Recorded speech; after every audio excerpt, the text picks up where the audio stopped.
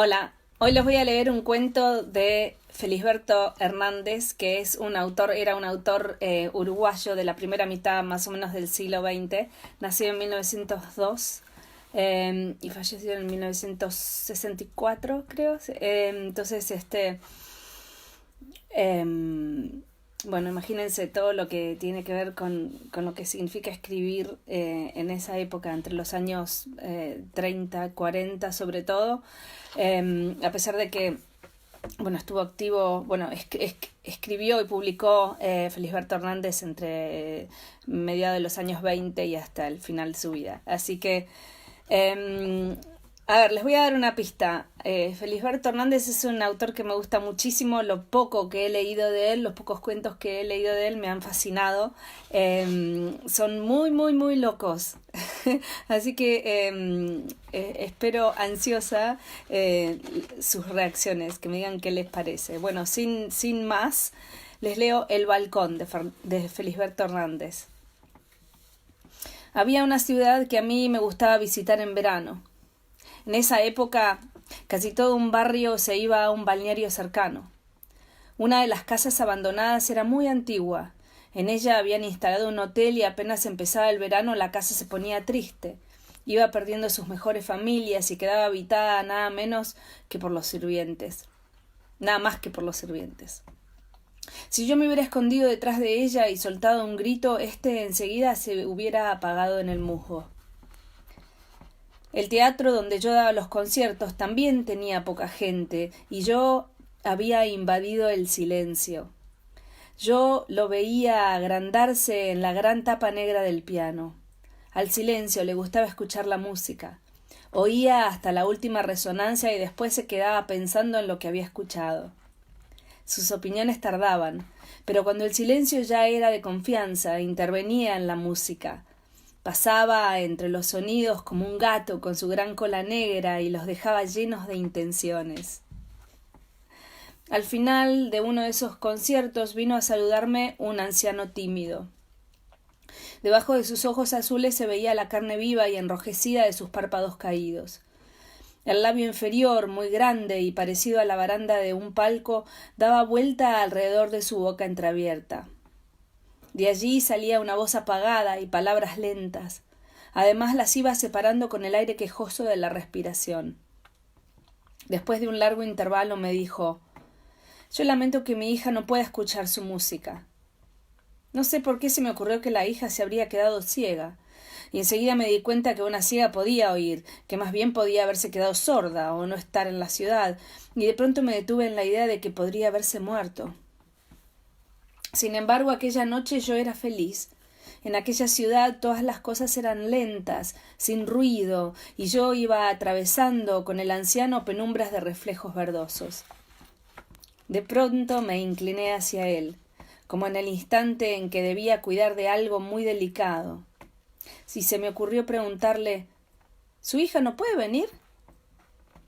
Él dijo «ah», con un golpe de voz corto y sorpresivo. Detuvo el paso, me miró a la cara y por fin le salieron estas palabras: «Eso, ella no puede salir. Usted lo ha adivinado». Hay noches que no duerme pensando que al día siguiente tiene que salir. Al otro día se levanta temprano, apronta todo y le viene mucha agitación. Después se le va pasando. Y al final se sienta en un sillón y ya no puede salir. La gente del concierto desapareció enseguida de las calles que rodeaban al teatro y nosotros entramos en el café. Él le hizo señas al mozo y le trajeron una bebida oscura en un vasito. Yo lo acompañaría nada más que unos instantes. Tenía que ir a cenar a otra parte. Entonces le dije: «Es una pena que ella no pueda salir. Todos necesitamos pasear y distraernos». Él, después de haber puesto el vasito en aquel labio tan grande y que no alcanzó a mojarse, me explicó: «Ella se distrae. Yo compré una casa vieja, demasiado grande para nosotros dos, pero se halla en buen estado. Tiene un jardín con una fuente y la pieza de ella tiene en una esquina una puerta que da sobre un balcón de invierno. Y ese balcón da a la calle. Casi puede decirse que ella vive en el balcón. Algunas veces también pasea por el jardín y algunas noches toca el piano. Usted podrá venir a cenar a mi casa cuando quiera y le guardaré agradecimiento. Comprendí enseguida, y entonces decidimos el día en que yo iría a cenar y a tocar el piano. Él me vino a buscar al hotel una tarde en que el sol todavía estaba alto. Desde lejos me mostró la esquina donde estaba colocado el balcón de invierno. Era en un primer piso. Se entraba por un gran portón que había al costado de la casa y que daba a un jardín con una fuente y estatuillas que se escondían entre los yuyos. El jardín estaba rodeado por un alto paredón. En la parte de arriba le habían puesto pedazos de vidrio pegados con mezcla. Se subía a la casa por una escalinata colocada delante de una galería, desde donde se podía mirar al jardín a través de una vidriera. Me sorprendió ver en el largo corredor un gran número de sombrillas abiertas. Eran de distintos colores y parecían grandes plantas de invernáculo. Enseguida el anciano me explicó. La mayor parte de estas sombrillas se las he regalado yo. A ella le gusta tenerlas abiertas para ver los colores. Cuando el tiempo está bueno, elige una y da una vueltita por el jardín. En los días que hay viento no se puede abrir esta puerta porque las sombrillas se vuelan. Tenemos que entrar por otro lado. Fuimos caminando hasta un extremo del corredor por un trecho que había entre la pared y las sombrillas. Llegamos a una puerta. El anciano tamborileó con los dedos en el vidrio y de adentro respondió una voz apagada. El anciano me hizo entrar y enseguida vi a su hija de pie en medio del balcón de invierno. Frente a nosotros y de espaldas a vidrios de colores. Solo cuando nosotros habíamos cruzado la mitad del salón, ella salió de su balcón y nos vino a alcanzar. Desde lejos ya venía levantando la mano y diciendo palabras de agradecimiento por mi visita. Contra la pared que recibía menos luz había recostado un pequeño piano abierto. Su gran sonrisa amarillenta parecía ingenua. Ella se disculpó por el hecho de no poder salir y, señalando al balcón vacío, dijo: «Él es mi único amigo». Yo señalé el piano y le pregunté: «¿Y ese inocente no es amigo suyo también?». Nos estábamos sentando en sillas que había a los pies de la cama de ella. Tuve tiempo de ver muchos cuadritos de flores pintadas colocados todos a la misma altura y alrededor de las 4 paredes como si formaran un friso. Ella había dejado abandonada en medio de su cara una sonrisa tan inocente como la del piano. Pero su cabello rubio y desteñido y su cuerpo delgado también parecían haber sido abandonados desde mucho tiempo. Ya empezaba a explicar por qué el piano no era tan amigo suyo como el balcón, cuando el anciano salió casi en puntas de pie. Ella siguió diciendo: «El piano era un gran amigo de mi madre». Yo hice un movimiento como para ir a mirarlo, pero ella, levantando una mano y abriendo los ojos, me detuvo. «Perdone, preferiría que probara el piano después de cenar, cuando haya luces encendidas». Me acostumbré desde muy niña a oír el piano nada más que por la noche. Era cuando lo tocaba mi madre. Ella encendía las 4 velas de los candelabros y tocaba notas tan lentas y tan separadas en el silencio como si también fuera encendiendo uno por uno los sonidos. Después se levantó y, pidiéndome permiso, se fue al balcón. Al llegar a él puso los brazos desnudos en los vidrios como si los recostara sobre el pecho de otra persona. Pero enseguida volvió y me dijo: «Cuando veo pasar varias veces a un hombre por el vidrio rojo, casi siempre resulta que él es violento o de mal carácter». No pude dejar de preguntarle: «¿Y yo? ¿En qué vidrio caí?». «En el verde. Casi siempre les toca a las personas que viven solas en el campo». «Casualmente a mí me gusta la soledad entre plantas», le contesté. Se abrió la puerta por donde yo había entrado y apareció el anciano seguido por una sirvienta tan baja que yo no sabía si era niña o enana. Su cara roja aparecía encima de la mesita que ella misma traía en sus bracitos.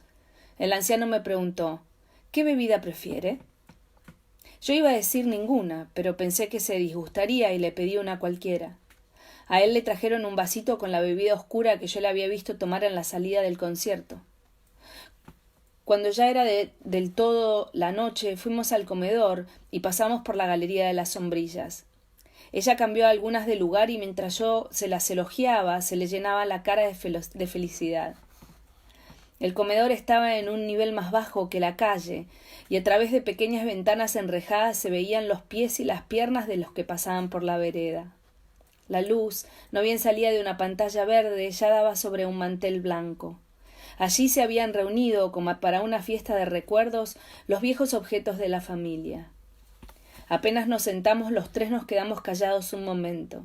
Entonces, todas las cosas que había en la mesa parecían formas preciosas del silencio. Empezaron a entrar en el mantel nuestros pares de manos. Ellas parecían habitantes naturales de la mesa. Yo no podía dejar de pensar en la vida de las manos. Haría muchos años, unas manos habían obligado a estos objetos de la mesa a tener una forma. Después de mucho andar, ellos encontrarían colocación en algún aparador. Estos seres de la vajilla tendrían que servir a toda clase de manos. Cualquiera de ellas echaría los alimentos en las caras lisas y brillosas de los platos. Obligarían a las jarras a llenar y a volcar sus caderas, y a los cubiertos a hundirse en la carne, a deshacerla y a llevar los pedazos a la boca. Por último, los seres de la vajilla eran bañados, secados y conducidos a sus pequeñas habitaciones. Algunos de estos seres podrían sobrevivir a muchas parejas de manos. Algunas de ellas serían buenas con ellos, los amarían y los llenarían de recuerdos. Pero ellos tendrían que seguir sirviendo en silencio. Hacía un rato, cuando nos hallábamos en la habitación de la hija de la casa y ella no había encendido la luz, quería aprovechar hasta último momento el resplandor que venía de su balcón. Estuvimos hablando de los objetos. A medida que se iba la luz, ellos se acurrucaban en la sombra como si tuvieran plumas y se preparaban para dormir. Entonces ella dijo que los objetos adquirían alma a medida que entraban en relación con las personas. Algunos de ellos antes habían sido otros y habían tenido otra alma. Algunos que ahora tenían patas antes habían tenido ramas, las teclas habían sido colmillos. Pero su balcón había tenido alma por primera vez cuando ella empezó a vivir en él. De pronto apareció en la orilla del mantel la cara colorada de la enana. Aunque ella metía con decisión sus bracitos en la mesa para que las manitas tomaran las cosas, el anciano y su hija le acercaban los platos a la orilla de la mesa. Pero al ser tomados por la enana, los objetos de la mesa perdían dignidad. Además, el anciano tenía una manera apresurada y humillante de agarrar el botellón por el pescuezo y doblegarlo hasta que le salía vino. Al principio, la conversación era difícil. Después apareció, dando campanadas, un gran reloj de pie. Había estado marchando contra la pared situada detrás del anciano, pero yo no me había olvidado de su presencia. Entonces empezamos a hablar. Ella me preguntó, ¿usted no siente cariño por las ropas viejas? ¿Cómo no? Y de acuerdo a lo que usted dijo de los objetos, los trajes son los que han estado en más estrecha relación con nosotros. Aquí yo me reí y ella se quedó seria. Y no me parecería imposible que guardaran de nosotros algo más que la forma obligada del cuerpo y alguna emanación de la piel. Pero ella no me oía, y había procurado interrumpirme como alguien que intenta entrar a saltar cuando están torneando la cuerda. Sin duda me había hecho la pregunta pensando en lo que respondería ella. Por fin dijo: yo compongo mis poesías después de estar acostada. Ya en la tarde había hecho alusión a esas poesías. Y tengo un camisón blanco que me acompaña desde mis primeros poemas. Algunas noches de verano voy con él al balcón. El año pasado le dediqué una poesía. Había dejado de comer y no le importaba que la enana metiera los bracitos en la mesa. Abrió los ojos como ante una visión y empezó a recitar. A mi camisón blanco. Yo endurecía todo el cuerpo y al mismo tiempo atendía a las manos de la enana. Sus deditos, muy sólidos, iban arrollados hasta los objetos y sólo a último momento se abrían para tomarlos. Al principio yo me preocupaba por demostrar distintas maneras de atender, pero después me quedé haciendo un movimiento afirmativo con la cabeza que coincidía con la llegada del péndulo a uno de los lados del reloj. Esto me dio fastidio, y también me angustiaba el pensamiento de que pronto ella terminaría y yo no tenía preparado nada para decirle. Además, al anciano le había quedado un poco de acelga en el borde del labio inferior y muy cerca de la comisura. La poesía era cursi, pero parecía bien medida. Con camisón no rimaba ninguna de las palabras que yo esperaba. Le diría que el poema era fresco. Yo miraba al anciano y al hacerlo me había pasado la lengua por el labio inferior. Pero él escuchaba a la hija. Ahora yo empezaba a sufrir porque el poema no terminaba. De pronto dijo balcón para rimar con camisón, y ahí terminó el poema. Después de las primeras palabras, yo escuchaba con serenidad y daba a los demás la impresión de buscar algo que ya estaba a punto de encontrar. Me llama la atención, comencé, la calidad de adolescencia que le ha quedado en el poema. Es muy fresco y... Cuando yo había empezado a decir es muy fresco, ella también empezaba a decir hice otro. Yo me sentí desgraciado, pensaba en mí con un egoísmo traicionero. Llegó la enana con otra fuente y me serví con desenfado una buena cantidad.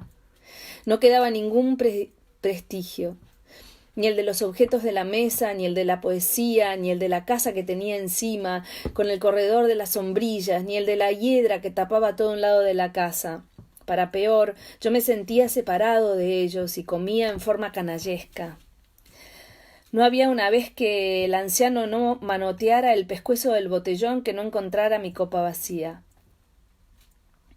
Cuando ella terminó el segundo poema, yo dije, si esto no estuviera tan bueno, yo señalaba el plato, le pediría que me dijera otro.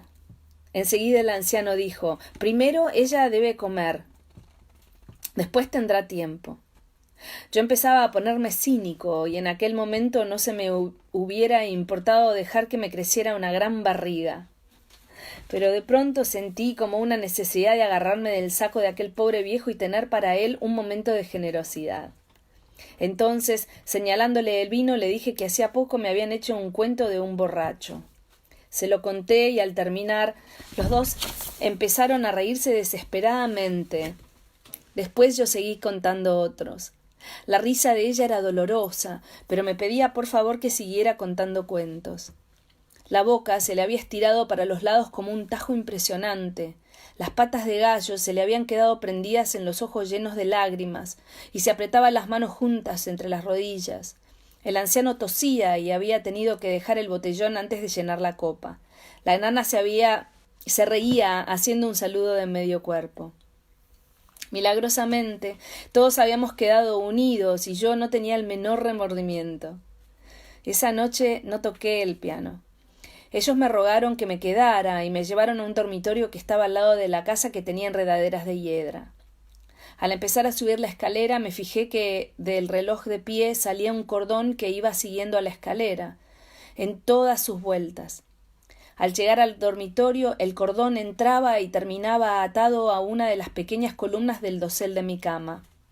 Los muebles eran amarillos, antiguos, y la luz de una lámpara hacía brillar sus vientres. Yo puse mis manos en mi abdomen y miré el del anciano. Sus últimas palabras de aquella noche habían sido para recomendarme.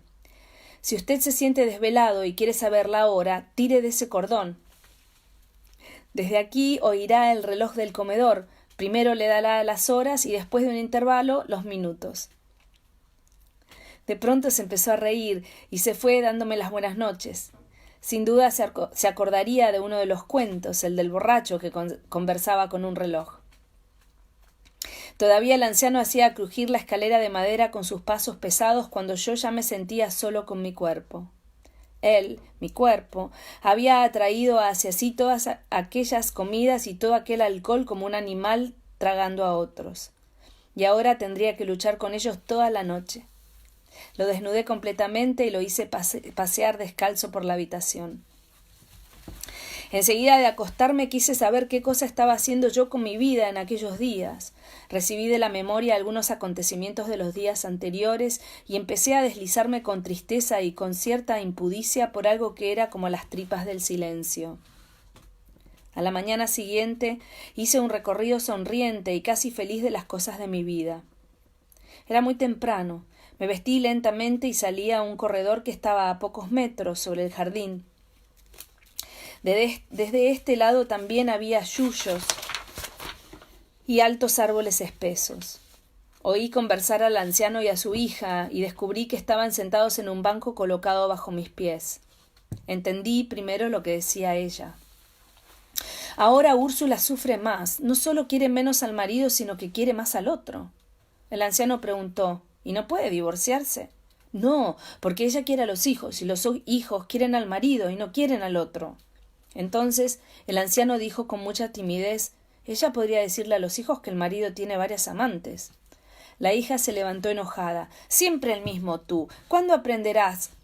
¿Cuándo comprenderás a Úrsula? Ella es incapaz de hacer eso. Yo me quedé muy intrigado. La nana no podía ser, se llamaba Tamarinda. Ellos vivían, según me había dicho el anciano, completamente solos. ¿Y esas noticias? ¿Las habrían recibido en la noche? Después del enojo, ella había ido al comedor y al rato salió al jardín bajo una sombrilla color salmón con volados de gasas blancas. A mediodía no vino a la mesa. El anciano y yo comimos poco y tomamos poco vino.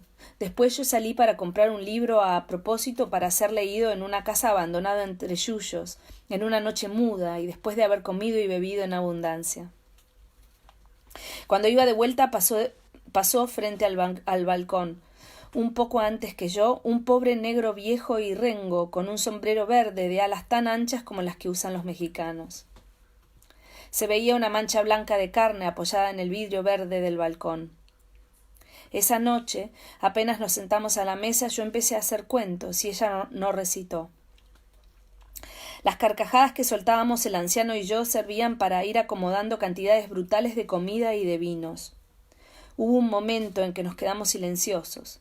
Después la hija nos dijo, «Esta noche quiero oír música». Yo iré antes a mi habitación y encenderé las velas del piano. Hace ya mucho tiempo que no se encienden.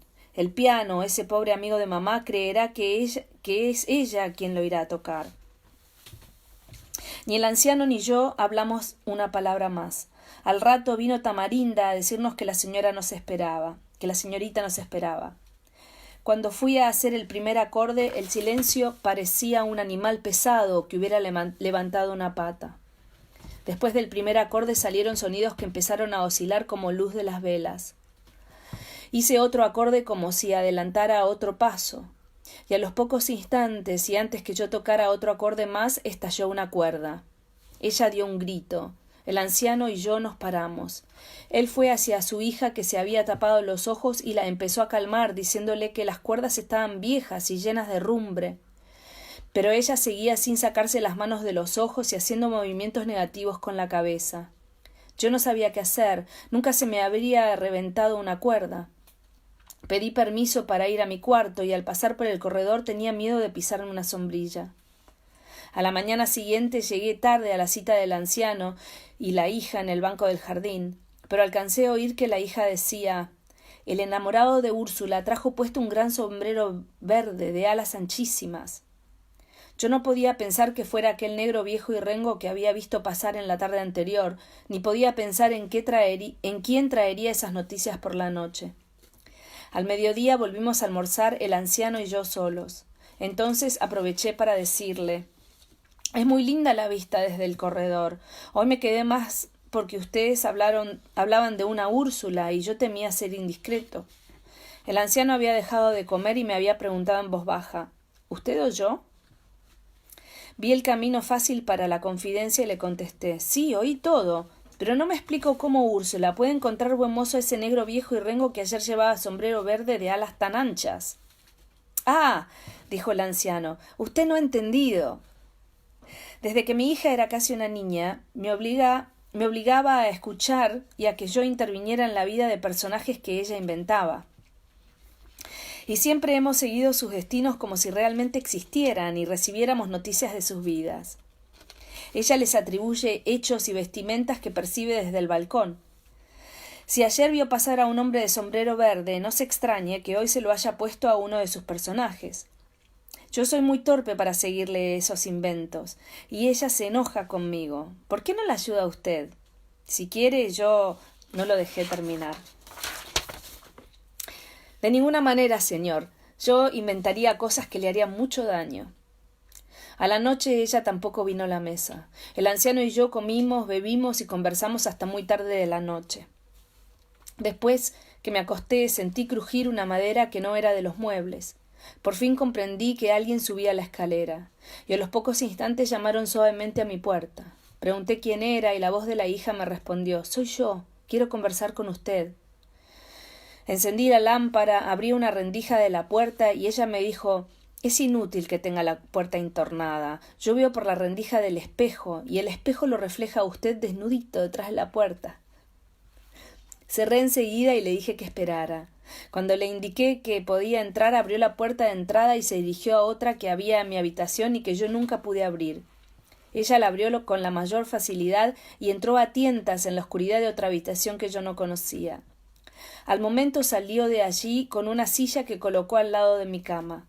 Se abrió una capa azul que traía puesta y sacó un cuaderno de versos. Mientras ella leía, yo hacía un esfuerzo inmenso para no dormirme. Quería levantar los párpados y no podía. En vez, daba vuelta para arriba los ojos y debía parecer un moribundo. De pronto ella dio un grito, como cuando se reventó la cuerda del piano, y yo salté en la cama. En medio del piso había una araña grandísima. En el momento que yo la vi, ya no caminaba. Había crispado 3 de sus patas peludas, como si fuera a saltar. Después yo le tiré los zapatos sin poder acertarle. Me levanté, pero ella me dijo que no me acercara, que esa araña saltaba. Yo tomé la lámpara, fui dando la vuelta a la habitación cerca de las paredes hasta llegar al lavatorio, y desde allí le tiré con el jabón, con la tapa de la jabonera, con el cepillo, y solo acerté cuando le tiré con la jabonera. La araña arrolló sus patas y quedó hecha un pequeño ovillo de lana oscura. La hija del anciano me pidió que no le dijera nada al padre, porque él se oponía a que ella trabajara o leyera hasta tan tarde. Después que ella se fue, reventé la araña con el tacón del zapato y me acosté sin apagar la luz. Cuando estaba por dormirme, arrollé sin querer los dedos de los pies. Esto me hizo pensar en que la araña estaba allí y volví a dar un salto. A la mañana siguiente vino el anciano a pedirme disculpas por la araña. Su hija se lo había contado todo. Yo le dije al anciano que nada de aquello tenía la menor importancia, y para cambiar de conversación le hablé de un concierto que pensaba dar por esos días en una localidad vecina. Él creyó que eso era un pretexto para irme y tuve que prometerle volver después del concierto. Cuando me fui, no pude evitar que la hija me besara una mano. Yo no sabía qué hacer. El anciano y yo nos abrazamos y de pronto sentí que él me besaba cerca de una oreja. No alcancé a dar el concierto. Recibí a los pocos días un llamado telefónico del anciano. Después de las primeras palabras me dijo: «Es necesaria su presencia aquí». ¿Ha ocurrido algo grave? Puede decirse que una verdadera desgracia. ¿A su hija? No. ¿A Tamarinda? Tampoco. No se lo puedo decir ahora. Si puede postergar el concierto, venga en el tren de las 4 y nos encontraremos en el café del teatro. ¿Pero su hija está bien? Está en la cama, no tiene nada, pero no quiere levantarse ni ver la luz del día. Vive nada más que con la luz artificial y ha mandado cerrar todas las sombrillas. Bueno, hasta luego. En el café del teatro había mucho barullo, y fuimos a otro lado. El anciano estaba deprimido, pero tomó enseguida las esperanzas que yo le tendía. Le trajeron la bebida oscura en el vasito y me dijo: «Anteayer había tormenta, y a la tardecita nosotros estábamos en el comedor. Sentimos un estruendo y enseguida nos dimos cuenta de que no era la tormenta. Mi hija corrió para su cuarto y yo fui detrás. Cuando llegué, ella ya había abierto las puertas que dan al balcón y se había encontrado nada más que con el cielo y la luz de la tormenta. Se tapó los ojos y se desvaneció». ¿Así que le hizo mal esa luz? Pero mi amigo, usted no ha entendido. ¿Qué? Hemos perdido el balcón. El balcón se cayó. Aquella no era la luz del balcón. Pero un balcón... Más bien me callé la boca. Él me encargó que no le dijera a la hija una palabra del balcón. ¿Y yo qué haría? El pobre anciano tenía confianza en mí. Pensé en las orgías que vivimos juntos. Entonces decidí esperar blandamente a que se me ocurriera algo cuando estuviera con ella. Era angustioso ver el corredor sin sombrillas. Esa noche comimos y bebimos poco. Después fui con el anciano hasta la cama de la hija y enseguida él salió de la habitación. Ella no había dicho ni una palabra, pero apenas se fue, el anciano miró hacia la puerta que daba al vacío y me dijo: ¿Vio cómo se nos fue? Pero señorita, un balcón que se cae. Él no se cayó, él se tiró. Bueno, pero no solo yo lo quería a él, yo estoy segura de que él también me quería a mí. Él me lo había demostrado. Yo bajé la cabeza, me sentía complicado en un acto de responsabilidad para el cual no estaba preparado. Ella había empezado a volcarme su alma y yo no sabía cómo recibirla ni qué hacer con ella. Ahora la pobre muchacha estaba diciendo: yo tuve la culpa de todo. Él se puso celoso la noche que yo fui a su habitación. ¿Quién? ¿Y quién va a ser? El balcón, mi balcón. Pero señorita, usted piensa demasiado en eso. Él ya estaba viejo. Hay cosas que caen por su propio peso. Ella no me escuchaba y seguía diciendo: esa misma noche comprendí el aviso y la amenaza. Pero escuche, ¿cómo es posible que... ¿No se acuerda quién me amenazó? ¿Quién me miraba fijo tanto rato y levantando aquellas 3 patas peludas? ¡Oh, tiene razón, la araña! Todo eso es muy suyo. Ella levantó los párpados. Después se echó a un lado las cobijas y se bajó de la cama en camisón. Iba hacia la puerta que daba al balcón y yo pensé que se tiraría al vacío. Hice un ademán para agarrarla, pero ella estaba en camisón. Mientras yo quedé indeciso, ella había definido su ruta. Se dirigía a una mesita que estaba al lado de la puerta que daba al vacío. Antes que llegara a la mesita vi el cuaderno de hule negro de los versos. Entonces ella se sentó en una silla, abrió el cuaderno y empezó a recitar. La viuda del balcón. Eso fue El balcón de Felisberto Hernández. Díganme qué les pareció. A mí me divierte mucho Felisberto Hernández, está muy loco. Tiene muchos otros cuentos muy, muy locos. Cuéntenme qué les pareció el lenguaje, el argumento, los personajes, la época en la que está, en la que transcurre el relato. Y bueno, tal vez, bueno, lo que a mí más me gusta de Felisberto Hernández es el lenguaje, es muy poético, muy lírico, muy poético, muy lindo. Así que, bueno, gracias por haberme escuchado y los espero la próxima.